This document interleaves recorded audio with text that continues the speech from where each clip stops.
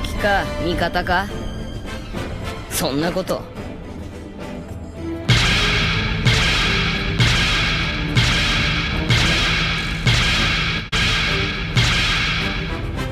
お前らが勝手に決めろ。 One Piece, œuvre de Eiichiro Oda sortie le 22 juillet 1997.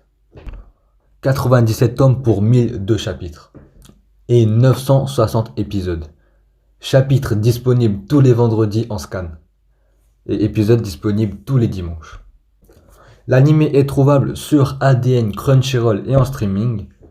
Donc voilà, durant cette vidéo, je vais vous donner mon avis sur One Piece et pourquoi, pas vraiment mon avis, mais surtout pourquoi One Piece est le meilleur manga à mes yeux. C'est une vidéo 100% subjective, alors vous ne pouvez ne pas être d'accord avec moi.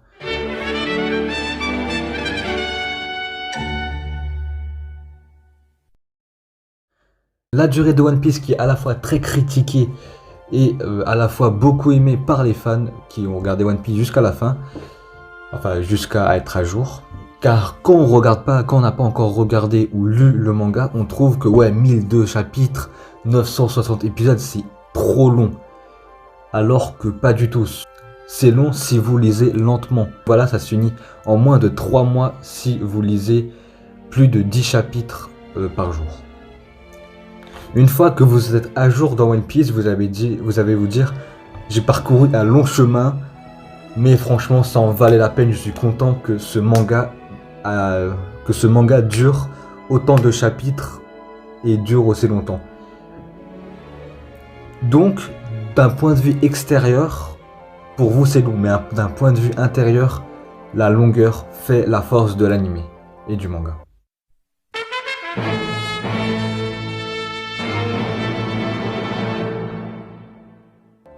Alors les foreshadowing, alors ça n'impacte pas vraiment l'histoire, mais quand tu vois un élément qui a été montré il y a une quinzaine d'années et que tu comprends enfin cet élément 15 ans plus tard environ, tu te prends une putain de claque.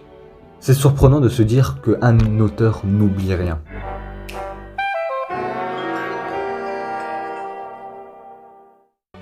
Les personnages dans cette œuvre ont tous une utilité. Aucun personnage est délaissé par l'auteur au fur et à mesure. Et de toute façon, chaque personnage que nous voyons durant l'œuvre, nous allons les revoir. Pourquoi? Parce que Luffy, quand il dit au revoir aux personnes qu'il a rencontrées, il dit pas vraiment au revoir, il dit on se reverra bientôt. Et j'ai une dernière chose à te demander. Je te vois venir. Je t'ai dit que je ne voulais pas me marier. Non, il ne s'agit pas de ça. Voilà, avant que tu partes, je voulais te demander de ne pas prononcer le mot adieu. Ça risque pas. De toute façon, c'est un mot que j'ai jamais dit à personne. Et puis j'espère bien que je te reverrai. Bon allez, ciao les filles. Un petit jour. Il a bien dit qu'il espérait me revoir. Est-ce possible que ce soit... Oh, une demande en mariage? Ce n'est pas une demande. Et à toutes les personnes qui disent ça, donc c'est logique. C'est comme un message d'Oda pour nous prévenir qu'ils vont se revoir quoi qu'il arrive.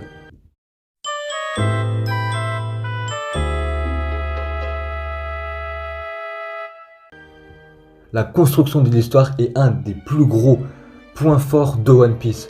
Parce que cela fait environ 24 ans que One Piece est écrit presque tous les jours. Tous les jours, Oda se lève, se prive beaucoup de sommeil. Il dort, si je ne me trompe pas, environ 3 heures par jour.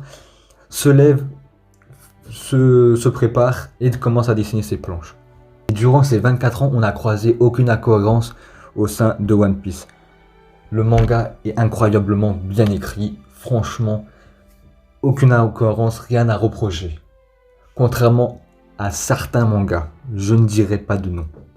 Et ça, il faut le faire qu'il n'y a aucune incohérence. Parce qu'il y a des arcs qui ont été préparés des années à l'avance. Punk Hazard, c'était environ dans les 2011-2012.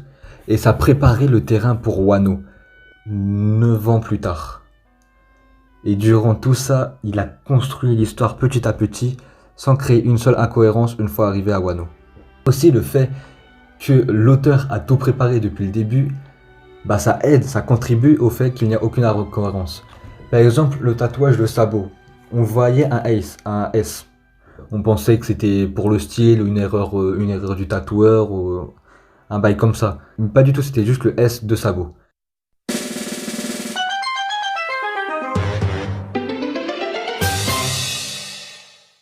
L'intrigue du manga est juste incroyable. Il y a tellement d'intrigues, il y a tellement de questions qu'on se pose, et de jour en jour, il y a des questions qui se rajoutent. Bon, pas vraiment de jour en jour, mais je vais vous donner beaucoup d'exemples d'intrigues. Par exemple, qu'est-ce que le One Piece? Quel est le destin des 10? Pourquoi tous les 10 sourient avant de mourir?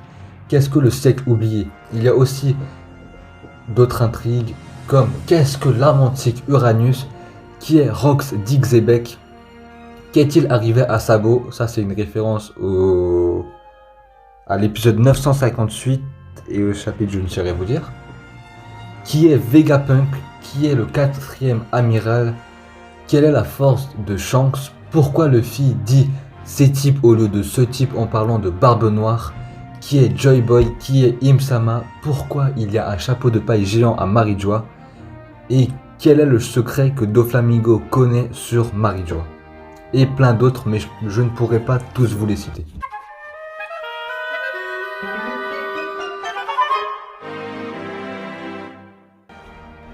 Il y a aussi les émotions. Je trouve que Oda contrôle parfaitement bien les émotions. Parce que, franchement, je pense qu'il n'y a pas beaucoup d'œuvres, de chefs-d'œuvre qui arrivent à nous faire pleurer pour un bateau.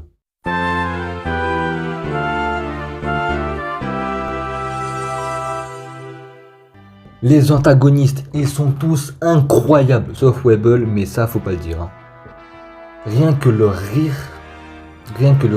des antagonistes, il met des putains de frissons.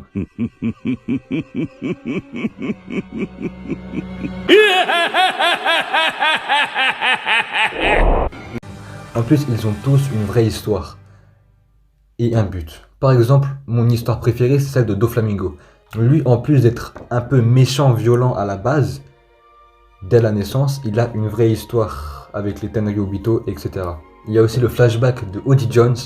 Il a une vraie histoire lui aussi, et je comprends totalement pourquoi il s'est rebellé. C'est inadmissible ce qu'ils ont vécu, je trouve.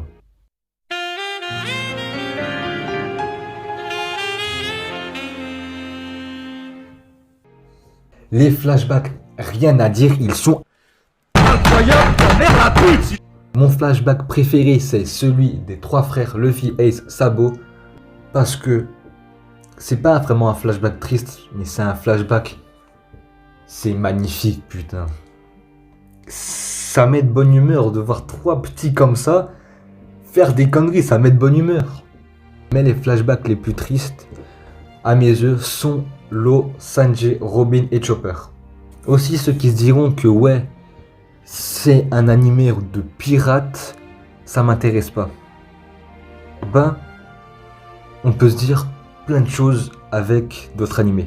Par exemple Dragon Ball, c'est un animé qu'avec des combats. Ça c'est ce que dit la plupart des gens, alors qu'en regardant, il y a une vraie histoire, il n'y a pas que des combats. Même s'il y a beaucoup de combats épiques dans ce manga. Naruto, c'est juste des ninjas, même si j'avoue que des ninjas c'est plus stylé, mais vous avez compris. Black Clover, c'est juste des magiciens. Jujutsu Kaisen, c'est juste des exorcistes. Vous voyez, cette excuse, elle marche avec tout.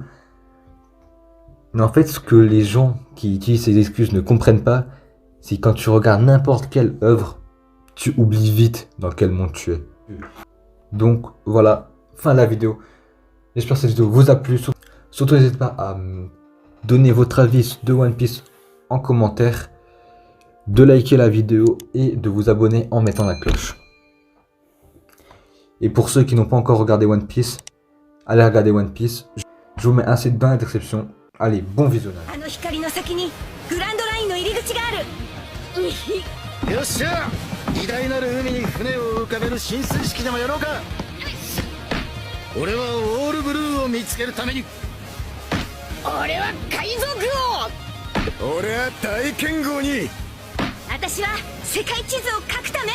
俺は勇敢なる海の戦士になるためだ。行くぞグランドラ